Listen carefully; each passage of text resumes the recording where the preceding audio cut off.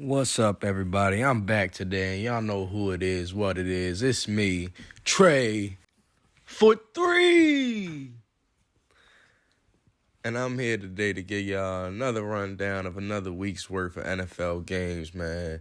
Week 3 in the 2022 NFL season, and what a week it was, man. With some typical early season madness. We had 8 road wins and 8 home wins, so split right down the middle. 4 of the 6 undefeated teams that were left at the time all lost, so only 2 teams left undefeated at the end of week 3.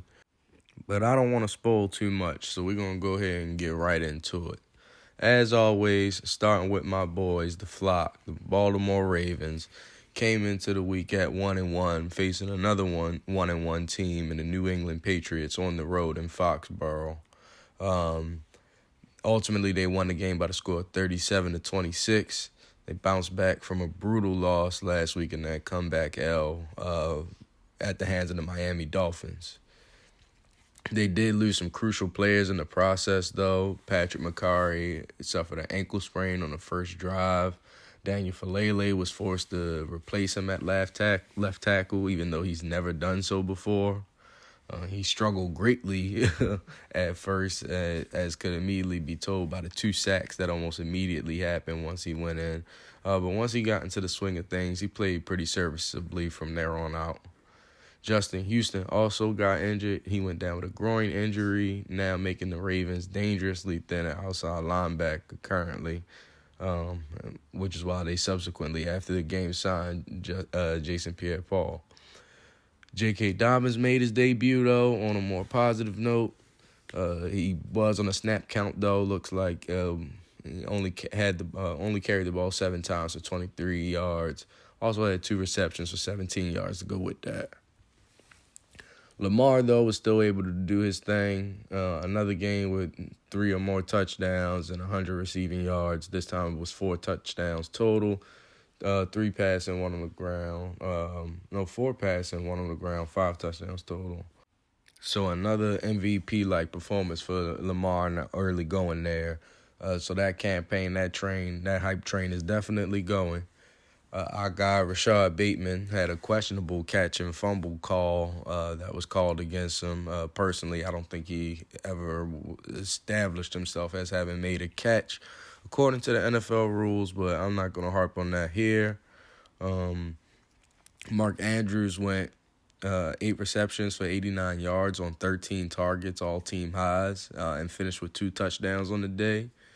Fellow tight end Josh Oliver was able to get his first career touchdown. He's in, I believe, year 4 now, and was through injuries and some more stuff, was finally able to get his first career touchdown. Mac Jones on the other side of the field didn't play nearly as well as Lamar Jackson. Finished with 3 interceptions and no touchdowns to his name. 3 turnovers for him and the Patriots in the fourth quarter all but sealed their fate. The last interception, that play where the last interception occurred, also resulted in a high ankle sprain for Mac Jones. He's now essentially doubtful for their next game. Only bright spot really for the Patriots was the fact that Devontae Parker went for 5 receptions for 156 yards, and running back Ramondre Stevenson finished with averaging 6.1 yards per carry on the ground. The Ravens are going to be looking for their first home win of the season and a potential game of the week, game of the year candidate against Josh Allen and the Bills. Both teams are 2-1 going into this matchup in Baltimore on Sunday. And then for the Patriots, the chances of them bouncing back to 500 are looking slim, as their next game is going to be on the road in Green Bay, likely without Mac Jones. Speaking of, the Green Bay Packers went down to Tampa to play the Tampa Bay Buccaneers in the Battle of the Goats. Packers went into that game 1-1. Bucs were undefeated, but the Packers came out the other side with the win. Both teams now at 2-1 after a 14-12 victory. Rather low-scoring affair. There was no Julio Jones for the Bucs, no Mike Evans after his 1-game suspension after last week's game. And what happened with the Saints, and there was already no Chris Godwin after him being shut down after the first game of the season for a bit. So ultimately, Russell Gage led the team in targets, yards, and receptions. He had 13 targets, 12 receptions, 87 yards to show for it. And the only Bucs' touchdown on the day as well. Then we had, on the Packers side of things, Aaron Rodgers, who won the game, had 2 touchdowns, 1 interception, finished with 255 pass yards. Aaron Jones and A.J. Dillon, interestingly enough, both finished with 12 carries, and there was only but a 4-yard difference in their yardage total. One had 36 and the other had 32. Rookie Romeo Doubs seems like he might have had his coming out game. He led all Packers receivers with 8 receptions on 8 targets for 73 yards and 1 touchdown.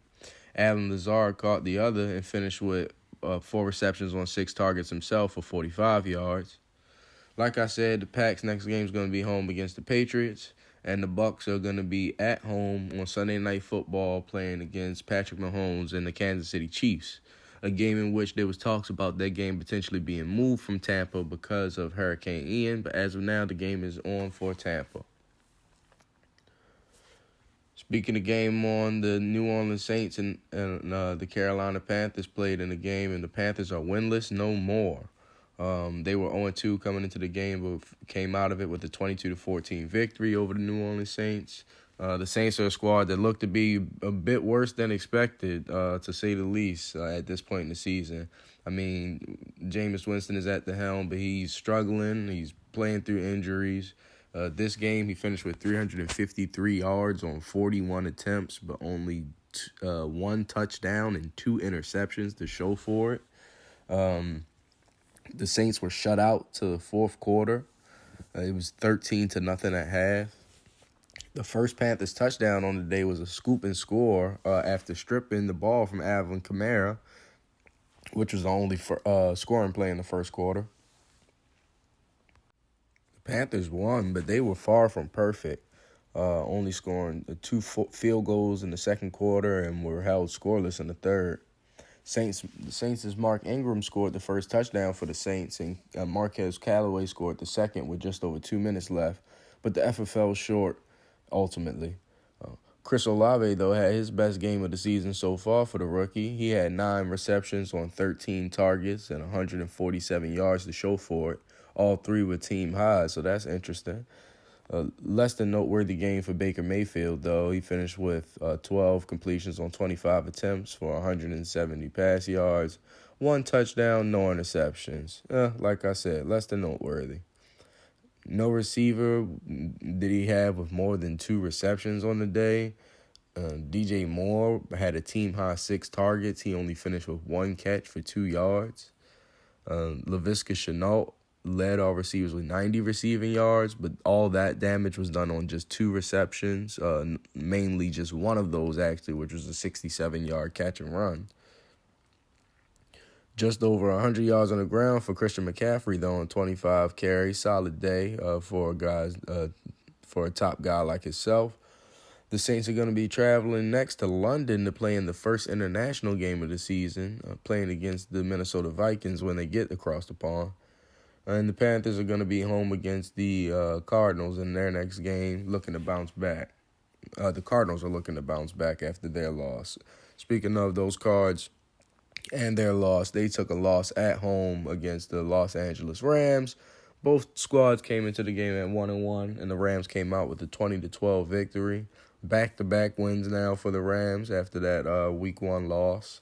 Wasn't the prettiest of wins. No pass touchdowns for Matt Stafford and the Rams.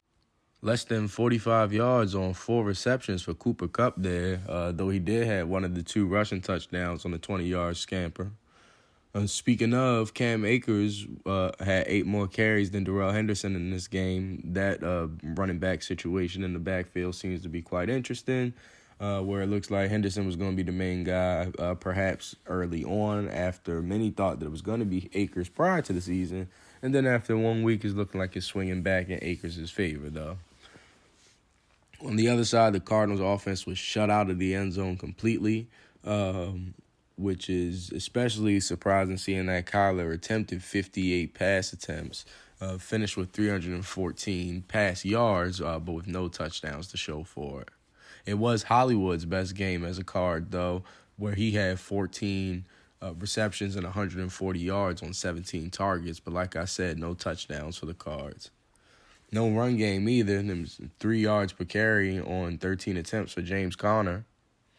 The Rams are, at this point now, first place in the NFC West with a 1-game lead on everybody else. They're 2-1. Everyone else in the division, including the Cardinals, are 1-2 now. The Cardinals' next game is going to be at Carolina, with the Panthers coming off their first win of the season. And the Rams are going to be going up the coast to play the 49ers. Speaking of, those 49ers just took a ugly loss in an ugly game. Weird and ugly one, honestly. The second time ever that a game ended with the score of 10-11. It was a defensive battle mostly. Like I said, it was weird. Jimmy Garoppolo at one point stepped out of the back of the end zone untouched for a safety in the third quarter. And surprisingly ended up being the difference maker in a 1-point game. Rough day for him in his first full start of the season. He went 18 for 29 with 211 yards and 1 touchdown, 1 interception.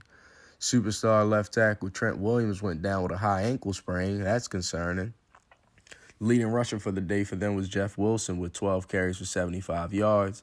Leading receiver was Deebo Samuels with 5 receptions on 8 targets for 73 yards, though Brandon Ayuk scored the only touchdown on the day. Best highlight might have been the great punting on the night. Both teams' punters combined for 3 punts down inside the 5-yard line, so that was fun to watch. Less than an average day from Russell Wilson. His struggles continue. Looks like he went 20 for 33 for 184 pass yards, no touchdowns, no interceptions, not barely distinguishable game. But he did lead his team down the field for a game-winning touchdown drive with 4 minutes left in the game. So that was certainly noteworthy, and they got out of there with the win.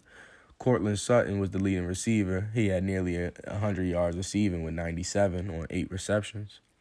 The 49ers' next game is going to be home against the Rams on Monday Night Football. And the Broncos are going to be traveling to Vegas hoping to keep the Raiders winless.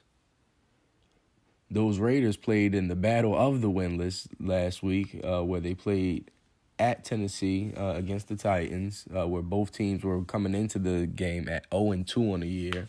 The Titans ultimately came out of that game with their first win of the season in a 24-22 win. The Raiders are now the only team in the NFL that's 0-3. Not the only winless team, but the only team that's 0-3. They were shut out in the second half after leading 24-10 at the break, but still won the game. That's the Tennessee Titans. 24-10 lead at half, still won the game after not scoring for the rest of the game. So I think that says a lot in and of itself about the struggles of the Tennessee Titans and the struggles of the Raiders, that the Titans weren't able to score again and that the Raiders weren't able to capitalize on that fact. Neither team really seems to be showing much progress towards overcoming these early season problems that they've been having. Derek Carr ultimately finished with 26 completions on 44 attempts for 303 yards, 2 touchdowns, 1 interception. Devontae Adams only caught half of his team leading 10 targets for 36 yards, so a bit of a disappointing outing for him. Though the guy that he was tied with for the lead in targets did a lot more with his than Devontae Adams did. That guy is Mac Hollins, who finished with 8 receptions on 10 targets for 158 yards and a touchdown. But that was essentially almost the full extent of the Raiders' offense, and it seems like they can't stop beating themselves, honestly. Though Josh Jacobs did have a solid day as well, finishing with 97 total yards, but still no touchdown for him yet on the season. The Titans didn't really fare much better at all statistically, but they made fewer mistakes, and I think that's what ultimately got them the 2-point win. Ryan Tannehill finished 19 for 27 on 264 yards, 1 touchdown, 1 interception, and Derrick Henry finished with 20 carries for 85 yards, which was good for a bit over 4 yards per carry. The Raiders are going to be looking for win number 1 on the season when Russ and the Broncos come to town, and the Titans are going to be traveling to Indianapolis next to face the Colts, who also just got their first win of the season. And it was not one that many outside of Indianapolis were expecting. The Indianapolis Colts beat the Kansas City Chiefs, who were at the time undefeated at 2-0, by a score of 20-17. The Kansas City Chiefs looked pretty pedestrian in their first loss of the season. Patrick Mahomes finished with 20 completions on 35 attempts for 262 yards, 1 touchdown, 1 interception. He also led the team with 26 rushing yards. So he led the team in rushing. That should tell you a lot right there. And then the Colts' defense pitched a surprising fourth quarter shutout, but were fairly dominant all game. Though it took literally almost every minute of the fourth quarter for the Colts to seal the deal on offense with that game-winning drive. Matt Ryan finished 27 for 37 with 222 pass yards, 2 touchdowns, no interceptions. By far his best game so far. Like I said, the Colts have another one at home this week as they try and stop the Titans from getting to 500 on the year while climbing above it themselves. And then Mahomes v. Brady is going to be on Sunday Night Football in Tampa. The Atlanta Falcons got their first win of the season after 2 close losses. They traveled to Seattle and beat the Seattle Seahawks by a score of 27-23. Cordell Patterson is continuing to show that last season's revival for him was not a fluke. He finished with 17 carries for 141 yards and a touchdown, and also added 1 catch for 12 yards. So we're looking at over 150 total yards for Cordell Patterson. Kyle Pitts finally saw a solid number of targets on his behalf and turned it into a solid day. He had 5 receptions on 8 targets for 87 yards. Drake London is continuing to have a pretty good start to his rookie campaign. He had 3 receptions on 6 targets for 54 receiving yards, and the only passing touchdown for the Dirty Birds on the day. The Seahawks, unfortunately, with their second straight loss, following their opening night win in the return of Russ. They had a 3-point lead at halftime. The Seahawks shut out the Falcons in the fourth quarter, but couldn't score themselves. Loss ultimately can't be fully put on Geno Smith, though he did have an interception on the Seahawks' final drive as they were driving down the field for a potential game-winning touchdown. He did finish the day outside of that interception with 32 completions on 44 attempts for 325 yards and 2 touchdowns. It hurt even more, though, since they got the ball off a forced fumble of Marcus Mariota on the Falcons' previous drive. So it really seemed like they had all the momentum and it was their game to win, and they lost it. It was still close, but the Falcons finished on the preferred side of the victory this time for once. Their next game is going to be at home against the Browns, a team that's playing a bit better than expected so far this year.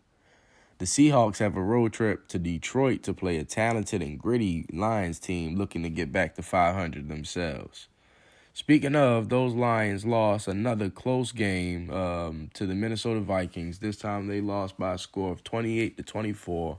Another week, another one-score loss for them.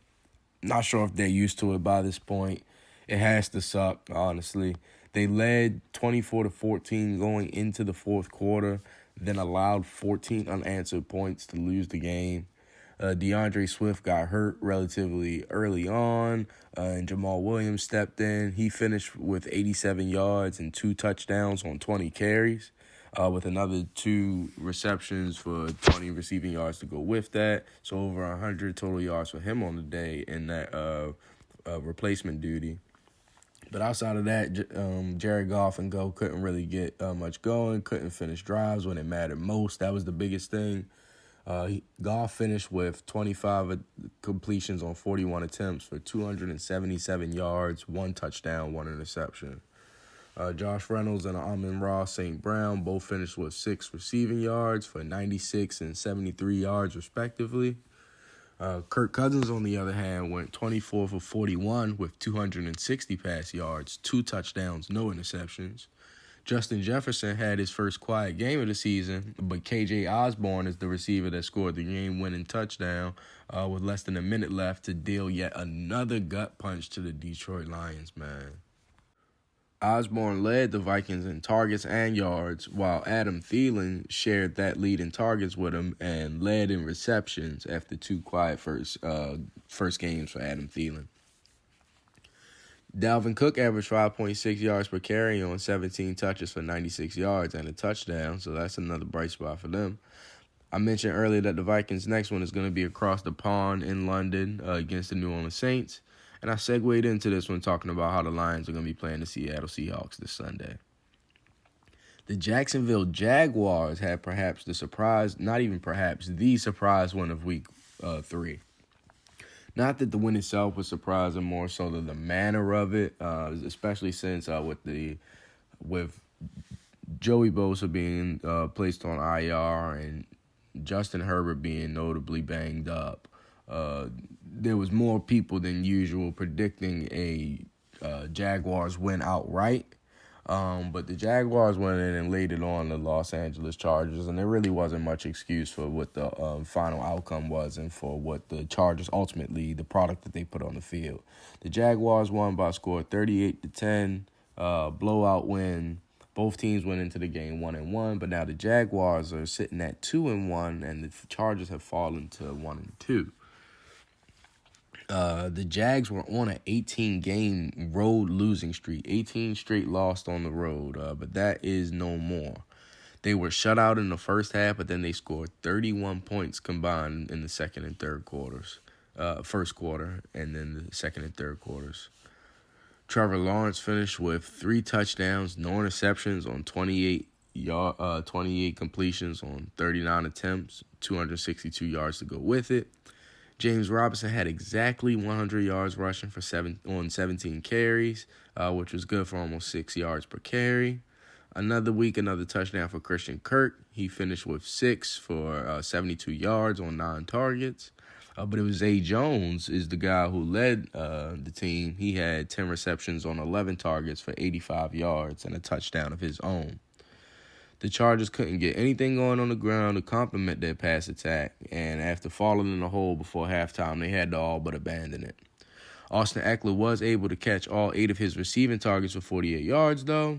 And though he did score, Mike Williams was kept relatively in check in his second game as the de facto number 1 wide receiver, playing in that role in the absence of Keenan Allen. He had 1 reception on 6 targets. Josh Palmer led the team with 6 receptions on 9 targets for 99 yards, but no touchdown. And the Chargers are going to be traveling to Houston next, looking to bounce back against a bad Texans team, while the Jags are going to be looking the Jags are perhaps a top 5 team in the AFC, surprisingly, and they're going to be heading to Philly to play another surprise top team that not many were expecting to be there in the undefeated Philadelphia Eagles. Those Philadelphia Eagles won their last game by the score of 24-8 to the Washington Commanders. Washington went into that game 1-1, but came out of it 1-2. Another very slow start for them, but this time they were playing against a good team who was actually able to make them pay for it and did. The Eagles' defense dominated. Wentz didn't throw any picks in the game, but it was hard to when him busy getting sacked 9 times. He finished with 25 completions on 43 attempts for 211 yards, no touchdowns, no interceptions. Jalen Hurts, on the other hand, has started an early MVP campaign of his own. He finished with 22 for 35, 340 yards, 3 touchdowns, no interceptions. Devontae Smith had one of the best games of his young career. He had 8 receptions on 12 targets for 169 yards, 1 touchdown to go with it. His teammate and running mate, A.J. Brown, wasn't far behind him with 5 receptions on 10 targets for 85 yards and a touchdown of his own. Though the ground game did take a step back, they had less than 75 total rush yards on the day. Washington Commanders did a bit better than them on the day with nearly 90 rushing yards. Terry McLaurin for the Commanders finished with over 100 receiving yards, 102 to be exact, on 6 receptions, but most of those came late in the game. The Eagles have a tough test coming up next. Like I said, they're going to be playing against an up-and-coming Jag squad, and the Washington Commanders are going to be going on the road to play the NFC East rival Dallas Cowboys and their undefeated backup quarterback, Cooper Rush. Speaking of, he led them to victory by a score of 23-16 against the then undefeated New York Giants, who were 2-0 for the first time since 2016, but they have fallen. Another undefeated bites the dust. Honestly, the Giants lost this game that they should have won. Would have helped them to continue to build hype and momentum. It was a tie game heading into the fourth quarter, but the Giants could not find the end zone. The Cowboys could, though. CeeDee Lamb with a 1-yard touchdown. They were down 23-13 with 6 minutes left after a field goal for the Cowboys, but the Giants just could not respond properly.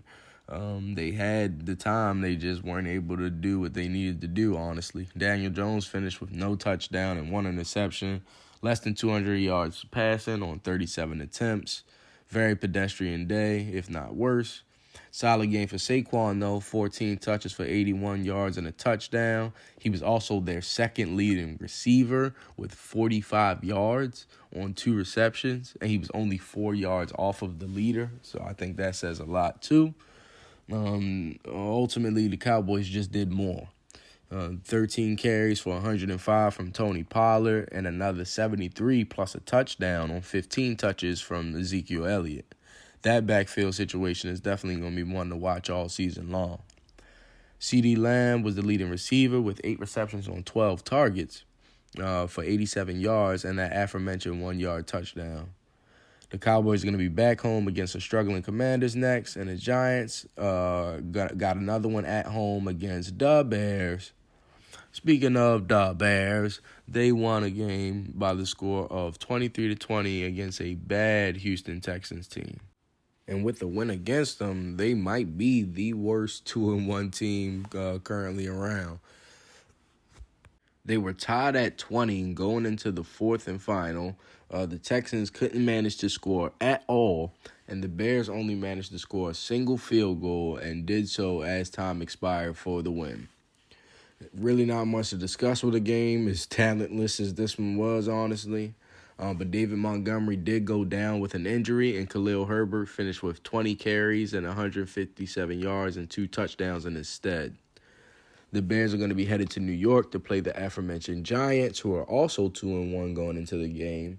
And the Texans are going to be playing host to the Los Angeles Chargers as they continue to search for win number 1 on the year.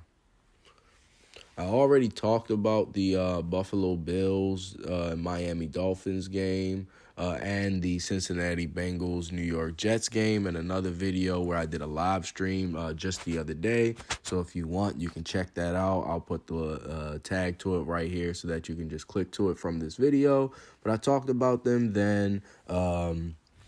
Really only talking point about around the Dolphins right now is the health of Tua Tagovailoa. Both during and after both of his last 2 games. A lot of developments around that. I'm actually going to have a video coming out just kind of breaking down what's been happening around that situation. That'll be coming soon. As I mentioned earlier, though, their opponent in that game, the Buffalo Bills, are going to be heading to Baltimore to play in a potential early game of the year candidate against 2 top AFC squads. The Jets, who played the Cincinnati Bengals, who were on the other side of that recent Thursday night football game here in Week 4 that I just mentioned that I did a video recording for already. Those Jets that played the Cincinnati Bengals are going to be riding down to Pittsburgh to play a struggling Steelers team as both teams are trying to get back to 500 on the year. Speaking of the Steelers, they're the last game that we are going to talk about tonight, and ironically, the first game of Week 3. They played Thursday Night Football against the Cleveland Browns.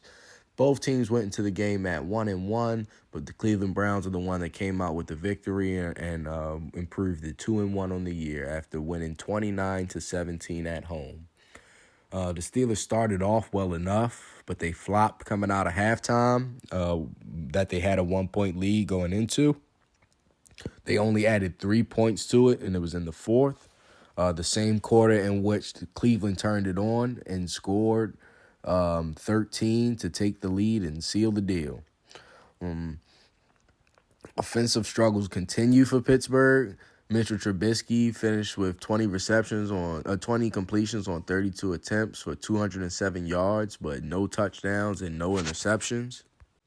Najee Harris had 15 carries for 56 yards. That was less than 4 yards per carry, 3.7 to be exact, though he did have a touchdown to go along with that. 8 receptions on 11 targets for 84 yards, but no touchdown for Deontay Johnson, the leading receiver. On the other side, with the Browns, Nick Chubb still being Nick Chubb, 23 carries for 113 yards, 1 touchdown. Quiet game for Kareem Hunt, though, his backup and running mate there. Jacoby Brissett with a veteran performance. He was putting up 220 yards with 2 touchdowns, no interceptions, on 20 completions of 31 attempts. Another 100-yard day receiving for Amari Cooper with 7 receptions on 11 targets for 101 yards and a touchdown.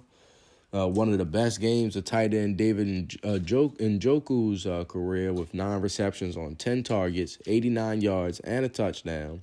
And the Browns are going to be heading to Atlanta next, looking to go up to 3-1 on the year. And the Steelers are going to be playing host to the Jets, as I said, with both teams trying to get back even. That's all I got today, guys. That's all 16 games from Week 3. Like I said, quite an interesting week it was. Give your thoughts down in the comment section. Let me know what you thought about those Week 3 games. And give me your predictions for these games coming up today, coming up this week here in Week 4. Let me know what you think. Like, subscribe to the channel. I appreciate it. Also, check me out on Patreon. If you really want to be a supporter, that's the best way to do so. You can be a supporter of mine there on Patreon. Find me there. There's a link on my channel. You can find it there. Again, just want to thank you guys for checking me out, seeing what I had to offer today. And I'll be waiting for you guys next time in the next video, whenever it does drop, but hopefully and probably soon. But until then, you guys, you know who it is. It's Trey, and it's me for 3. See y'all next time.